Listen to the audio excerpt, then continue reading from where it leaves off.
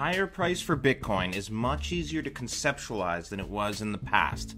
The modalities, which make a strong argument for $50,000 or even $100,000 Bitcoin, remain, but those reasons have become much more concrete as we have seen the ecosystem change so much over the last 12 months. Bitcoin today reveals new indicators that previously were not really known about or only discussed by small groups. It was difficult to foresee any utility in these indicators as a price metric even as recent as 18 months ago.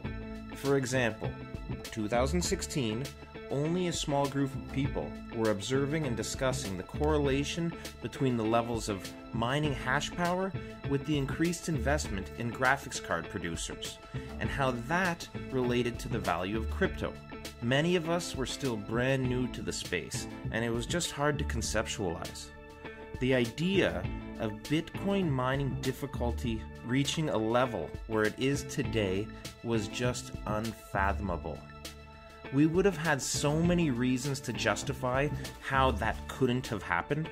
It would have taken billions of dollars to build out this kind of infrastructure.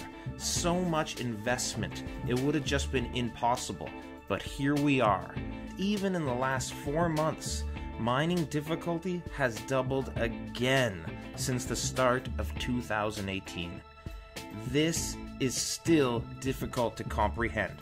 The money going into the mines is in the billions, and for the first time ever, the cost to produce Bitcoin is being viewed as something that justifies the price. What about the exponential growth of Bitcoin ATMs, which is still booming and a viable on-ramp to Bitcoin? Now we are seeing higher quality two-way ATMs that both sell and buy Bitcoin, replacing the older models, and these new ones are easier to use and charge a lower premium, making them almost comparable to using local Bitcoins. This provides an instant on-ramp with high anonymity into Bitcoin. Instant cash to Bitcoin. No online account with KYC delays. No hassle and no risk of meeting someone to do a transaction. The beauty of watching this technology integrating into our culture is not the expected results, but it's the results we had no idea would come about. Taking a step back allows us to see both the forest and the trees. Asking questions like, what is the correlation between the Bitcoin ecosystem and the economy as a whole? What kind of correlation is there between Bitcoin and crypto and job creation? Not just direct jobs related to cryptocurrency, but the secondary employment. We're beginning to see an entrepreneurial boom in the cryptocurrency space. There are so many needs to be addressed regarding Bitcoin, cryptocurrency, blockchain. People with entrepreneurial spirits are catching on.